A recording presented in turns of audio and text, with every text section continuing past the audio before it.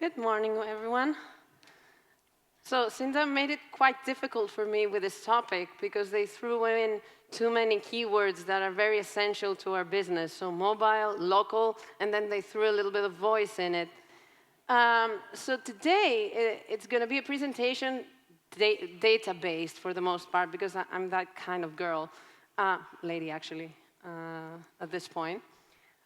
Just a quick intro. My name is Irini Panzari. I've had over 18 years of experience in the internet landscape, having worked with the enemy, frenemy, whatever you want to call them, Google, having worked for agencies, having led agencies, having worked for Ricardo, the leading marketplace at the time in Europe. And for the past 7 years, I've been leading pretty much operations, marketing, CRM, business analysis, and product for Greek Yellow Pages. So I've seen the coin from too many sides.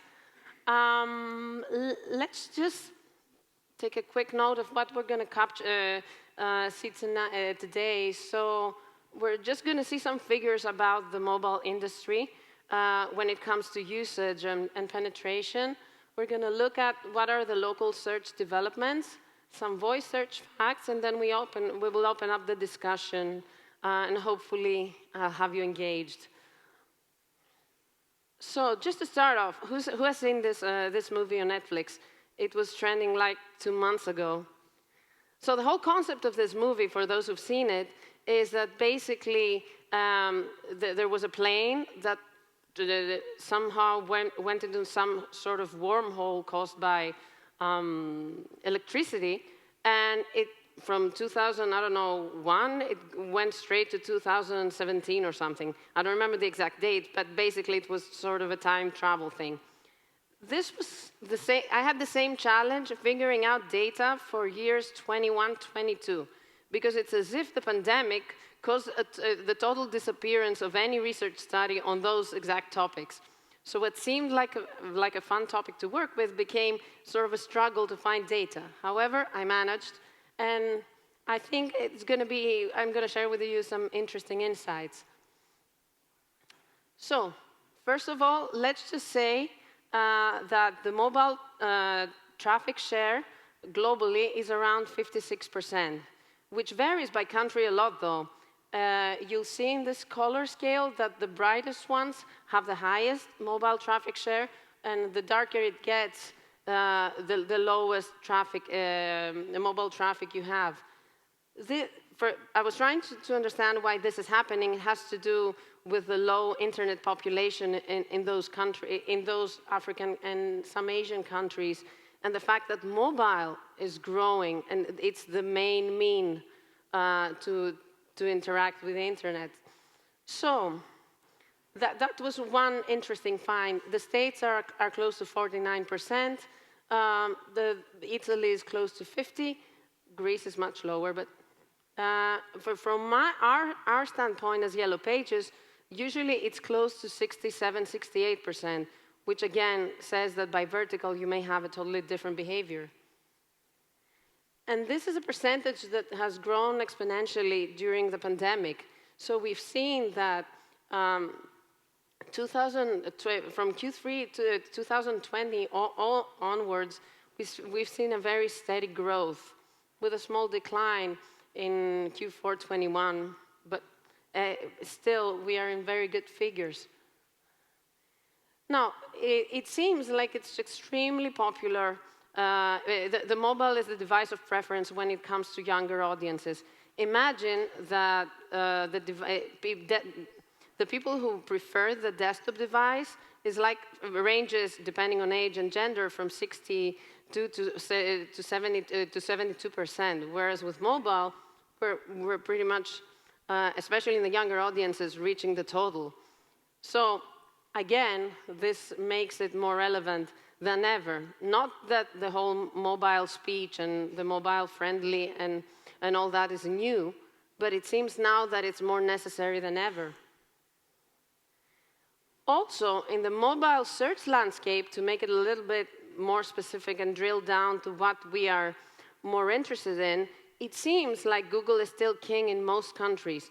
With the exception of Baidu, that on a global perspective holds some percentage, you see that in the majority of countries, Google has over 97% penetration on the mobile search, with the States being the exception where DuckDuckGo, Bing, and Yahoo also have some presence. But still, there's a reason why we call him a gorilla, because it is a gorilla, and it conquers everything around us. So some interesting usage facts, which are pulled for the US market, but probably are applicable to all the markets, which kind of proves that the device is becoming the extension of our hand, is that 74% of Americans, for example, feel uneasy leaving home leaving their phone at home. 71 say that check their mobile phone within the first 10 minutes they wake up. 64% use it while they're at the toilet, which again, it's an interesting fact. 61% have texted someone who sits in the same room as they are. And 53% say that they have never gone over 24 hours without a phone. 48%, and that's shocking actually, is that they sense a feeling of panic and anxiety if their battery is dying below 20%. And this is actually kind of sad, 41% is checking their phone even while they're on a date. So the average American right now checks his phone 344 times a day. Just to translate this into more digestible figures, that means every 4 minutes. So this is no longer a communication device. It's really an extension of our arm. Now, let's look at how this is affecting local search. So, still, the sources that are used so that users can find business information, especially local business information, is still primarily Google. It's surprising how the content-specific sites and apps are picking up, as well as Apple Maps, that seems to be holding a significant percentage. Yellow Pages, at least here, may be dying, but don't seem quite dead yet. So let's just hope that we have some future ahead of us, at least for a few years. Now, the devices they are using, they're primarily browser-based, so they don't use as much maps as an entry point compared to browsers, and the majority obviously comes from mobile devices. If you sum up all the different mobile properties, whether it is mobile through the phone, mobile through an app, tablet, or a tablet. And also, like over 70% of the searches happening mobile, both in millennials and non-millennial segments from an age perspective and generation perspective, will result in a visit at the search local business. Now, what are the kind of factors that are influencing decisions when people are buying locally, and especially when they're using their mobile? Obviously, price is always a factor. You cannot bypass that by no means. Business distance, business hours, reviews, and COVID. It's amazing how we managed to get COVID into the equation after 2 years of struggling and isolation. But also, some interesting facts that I found is that even though reviews influence 30% of the buying decisions, are read by 90% by 90% of users, which is an extreme figure. Plus, another ranking factor that didn't appear in this research, but in another one, said that also they look at who's ranking within the first results of a SERP. So even from a branding dominance perspective, it is still very relevant and an influencing factor. Now, while researching and trying to find press data, I came across this site called RankRanger. Has anybody ever visited this site, actually? It was the first time for me. So the cool thing about that site is that it had all sorts of comparative data when it comes to the Google SERP. And it gives you the option of picking whether you want them on the desktop, on the mobile. So I obviously pick the mobile SERP, and it kind of gives you like the percentage of appearance of many different features, Google features, obviously, in the first results of the page, and how many times they appear for a single day, because these are updated daily. It was an interesting resource. So, to jump into the actual gist of it, it seems, for example, the way to read this is that, for example, in all the first pages that it captured, mobile first pages on Google, ads appeared on 56%, with an average number of 4.55 ads. The decimals would not appear properly. The interesting part here is, set aside that we are, as Greeks, we are bombarded, obviously, with ads.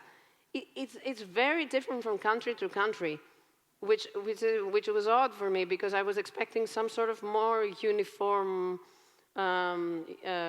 look of it. The next thing that was interesting, and it gives you much more insights, it gives you also the same percentages for different Google features. I included some of those because not all of them were relevant for all the markets.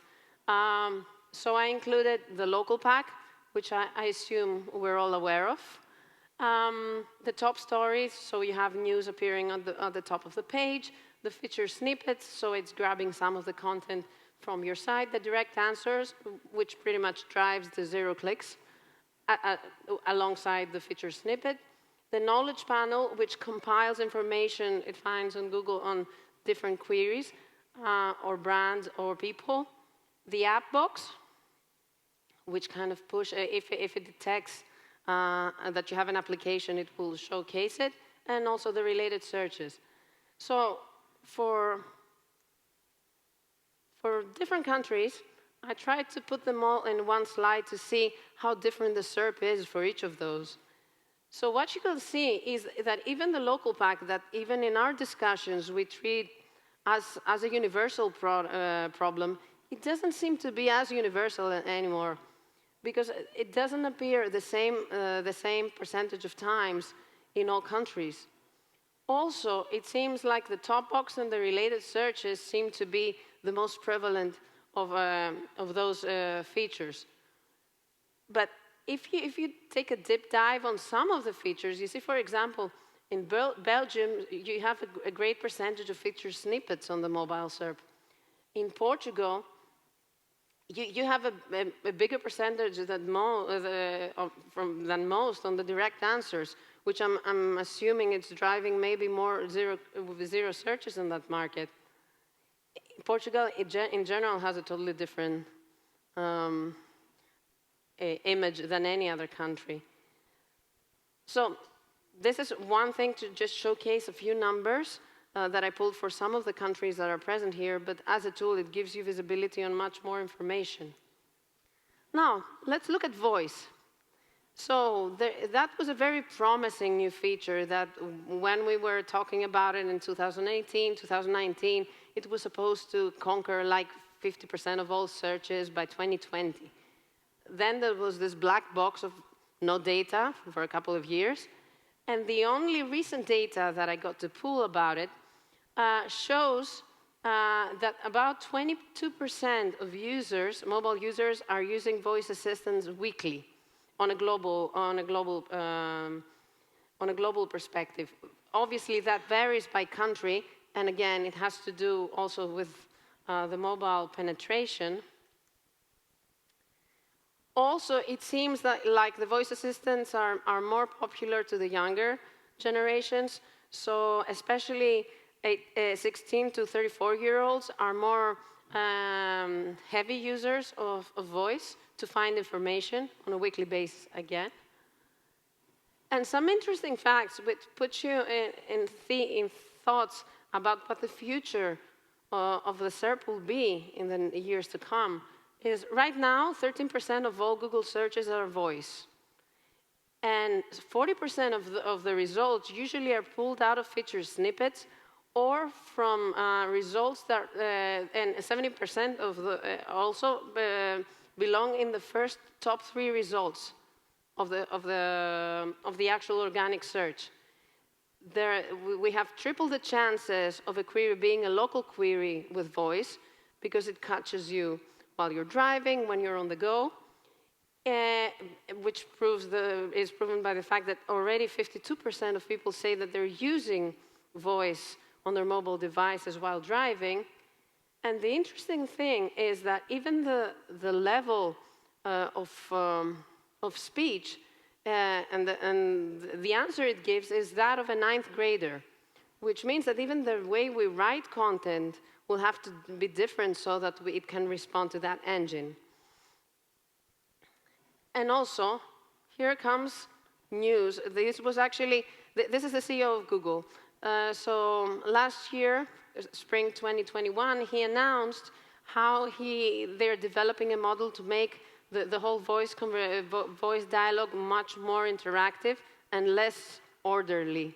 So let's just hear what they're prepping, because that kind of preps us for what's coming. Can you? Yeah. I'm excited to share our latest breakthrough in natural language understanding, LaMDA. It's a language model for dialogue applications. And it's open domain, which means it's designed to converse on any topic. And while it's still in research and development, we've been using it internally to explore novel interactions. For example, say you wanted to learn about one of my favorite planets, Pluto.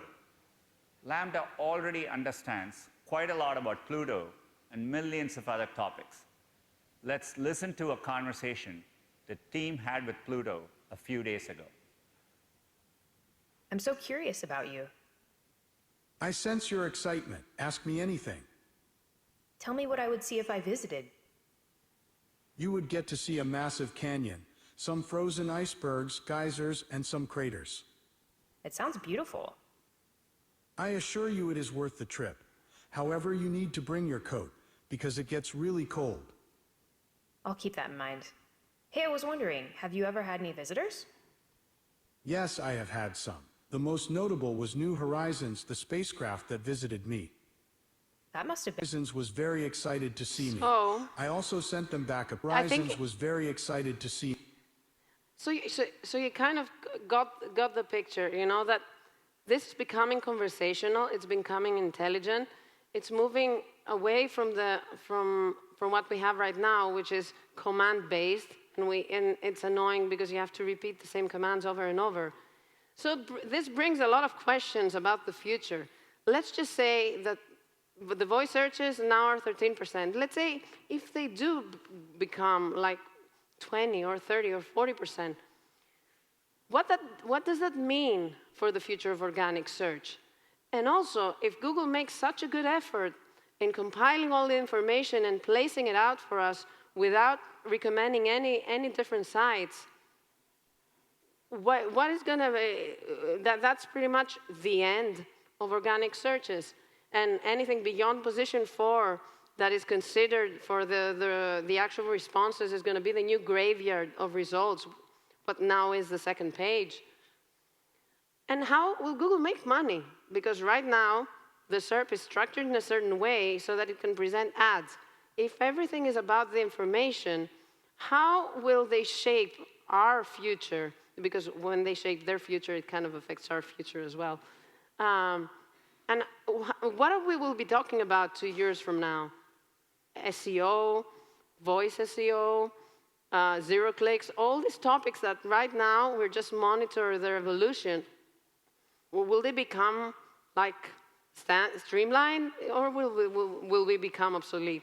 So these were just, I know it doesn't seem very ambitious, but these were the things that struck me as Google was presenting what's planning for the future.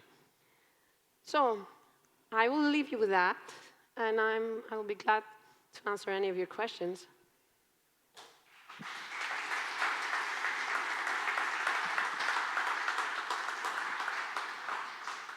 So thank you very much, Irini, for putting a lot of data together, a very current data from 21 and 22. Do we have questions from the audience for any of these? A lot of figures with mobile. So my question, because you had at the very end, like, how is Google making money? So I think the most important, or the more important question is, how are we as Yellow Pages, or especially in your market, Greek Yellow Pages, are making money? So how do you adapt your product setup or your way how to communicate with your audiences? I mean, it's very new data, so you would not be able to reflect all the things within, but how does this mobile strategy reflect within your product setup and your key directory? Mm-hmm. So just to tackle one thing at a time, so mobile has been there for a few years. So for the past years, our product design, especially when it comes to our YP product, is always mobile first, because it doesn't make sense to look anywhere else. And obviously, we're migrating all our different sites, pages, whatever it may be, to a mobile-friendly environment. Also, that changes the way we write copy. So even when it comes to blog writing, content creation, we're not doing it as much as we want to right now, but we will have to move to a more human tone in writing, especially if we need to conform to this type of question-based type of SEO. But it will definitely be a challenge, because right now I think none of us knows what the future will be, so that to prepare for. And on the other side, with regarding to the voice part, I know that there's not all of the countries have been launched through the Amazon experience. How's that in Greece? So with Greece, first of all, none of the globally available speakers and assistants speak Greek, so that's one issue. We had a local player who was in the navigation systems in Greece that tried to launch a Greek-speaking assistant, but not as successfully, I would say, from a technological standpoint as Google.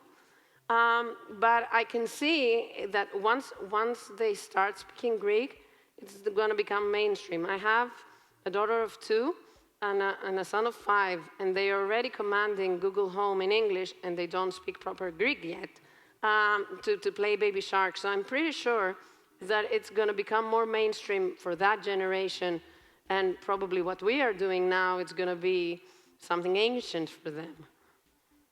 So maybe even your kids will learn more English through the voice enabling assistants that you have at home, and on top what you cannot control them. That's a problem, because Google Home will just follow the orders.